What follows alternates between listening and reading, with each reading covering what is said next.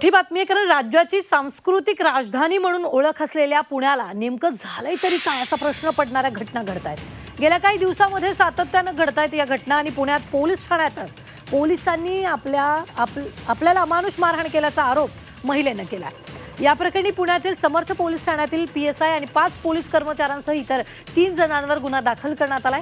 ही घटना गेल्या वर्षी 23 मार्च रोजीची असून यात ती महिला गंभीर जखमी झाली। या महिलेने पतीच्या 2 मित्रांविरोधात हडपसर पोलीस ठाण्यात तक्रार दिली होती।